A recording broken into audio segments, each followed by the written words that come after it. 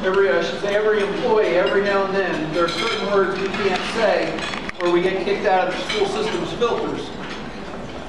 But we are communicating directly on very important issues that affect every employee in the school system through the DOE email system. Now, we didn't used to do that. And the reason was, it wasn't allowed. But when they allowed the Florida Chamber of Commerce 2 years ago to send you an email, we made one up real quick the next day to see if they were going to challenge us. Because it violates state law. And guess what? Because their buddies at the chamber did it and got away with it, we now get away with it. So we're going to continue to do that. But when you see one of those emails coming to everybody in the building, you ought to talk to all the potential members and let them know that it's your dues dollars that allow for those victories and challenges to happen. Testing. Okay, we've had enough of testing. I don't have to tell you all that. We've been against the use of the FCAT for a long time. We're not opposed to testing, and we're not opposed to accountability. We're opposed to the misuse of testing. And the fact that we test our kids to death, and that is wrong. We're testing most of the school year. I can tell you the governor did make one comment that was he was impressed on his listening tour.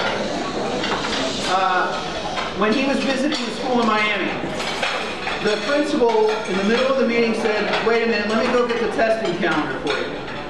He went to the office, got the testing calendar, handed it to the governor, and showed the governor that at that high school in Miami, they were testing 80 out of the 180 days. Wow. Okay? Somebody on that campus was testing 80 days. Now that's not the worst one. Okay? Central Florida surveys show anywhere from 60 to 80 days. Pasco County, the superintendent testifying before the legislature distributed their testing calendar. In Pasco County, some kid has taken a test 100 out of the 180 days.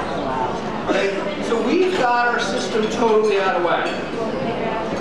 Now, we have a wonderful friend here at Ground Zero against testing in Palm Beach County.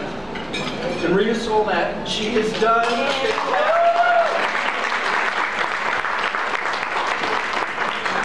and we just need to keep the dialogue going, because some of the politicians are beginning to recognize that the parents and voters are angry and that they don't like what we're doing with kids when it comes to testing. And testing is driving the system isn't driving the testing. But,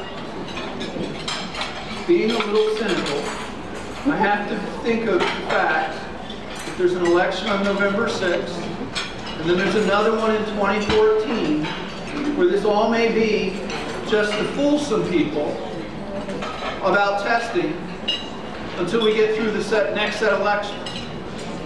Because the Jeb Bush Foundation and the state board still believe what we're doing is right. They are not backing down. And that's because the testing companies and all the test prep industry and all those consultants that are driving you all crazy are making huge profits off of what we're doing, and they make campaign contributions.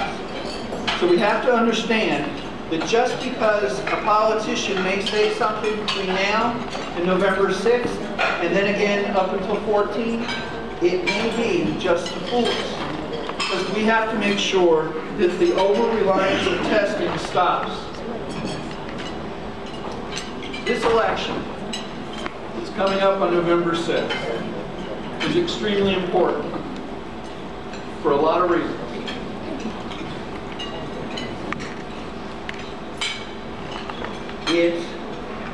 And I said this in one of the groups, right here we have an example of what happens when people don't vote. We won a Senate race in the primary by 17 votes.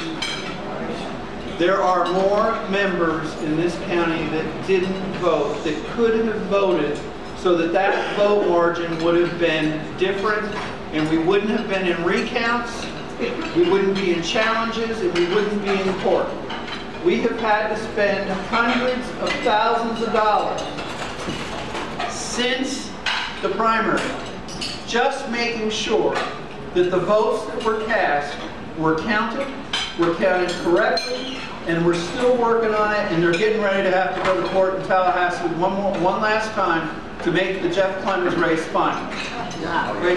That's a lot of money tied up because people didn't vote, and there's no excuse for it. We have to make sure that everybody that works in a public school is registered. We're getting ready to run out of time. We have to make sure they're registered. That's the first thing. And the only way we're going to stop the attacks on the middle class, on public employees, on our families, on our parks, our environment, our members, our neighbors, and our unions is to have better politicians in Tallahassee. It's not magic. You change the players in Tallahassee and our lives get better. Not just our professional lives, but our personal lives. Because almost every aspect of Floridians' lives have been damaged in the last 2 years by the people who were in power. Their policies have been reckless, and they haven't cared who they've hurt in the process. It's our time to establish an education agenda that's positive for kids. And we've been working on it. We have a committee, and those of you that are going to the delegate assembly will get to see this. We've had a committee that's been working for the last year to come up with our vision of what Florida public schools ought to look like. And that report will be released at the DA. This is our time. And if not now, it'll never happen. It's absolutely essential that we elect friendly Republicans and friendly Democrats. And right here, we need one more Democrat in the Florida Senate. And that woman is Maria Sachs.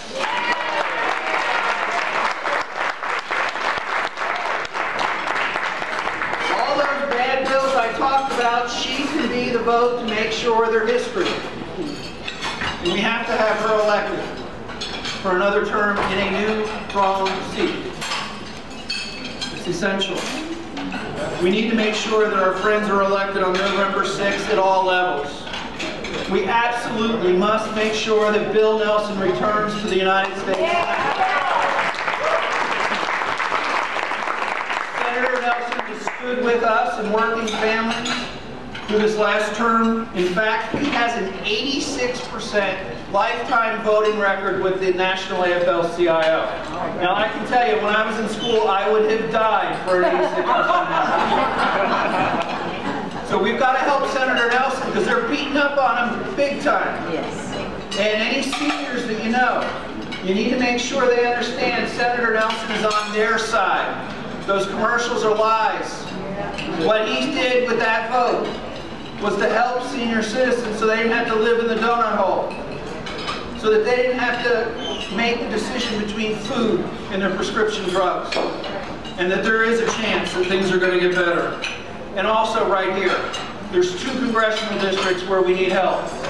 The United States Congress would be so much better if we had Lois Frankel and Patrick Murphy.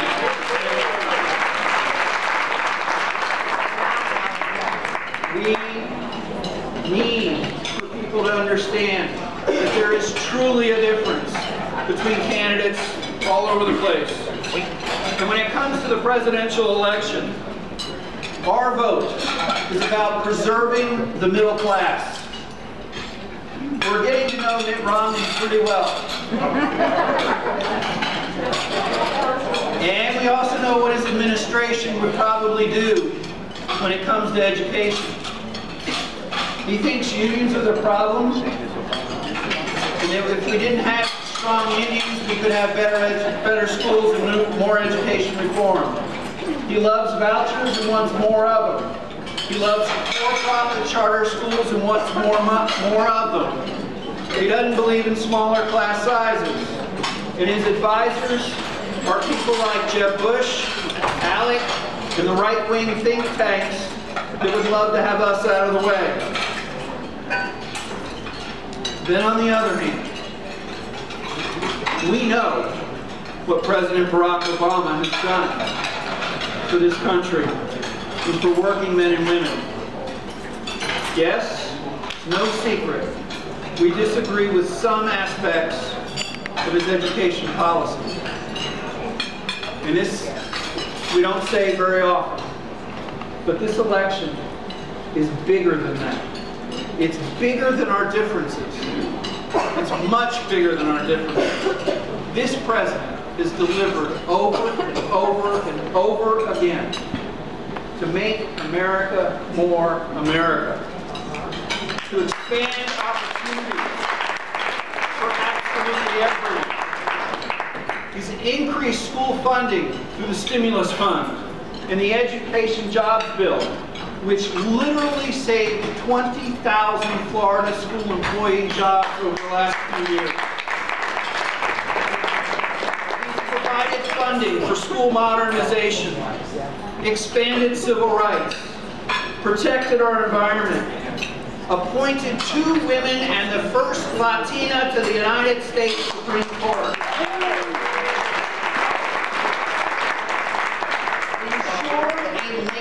Friendly Labor Department with the appointment of Secretary Solis.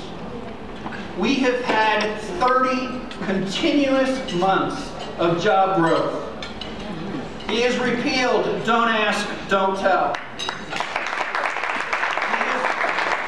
He has protected and expanded Pell Grants to try and keep college affordable and available to middle-class Americans. And his very first bill, that he ever signed in his life, ensured fair pay for equal work with the Lilly Ledbetter Act.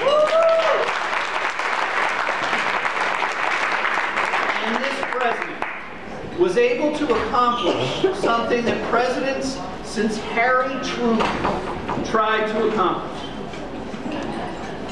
Since Harry Truman was president, presidents have tried to make sure that every single American had access to affordable, high-quality health care.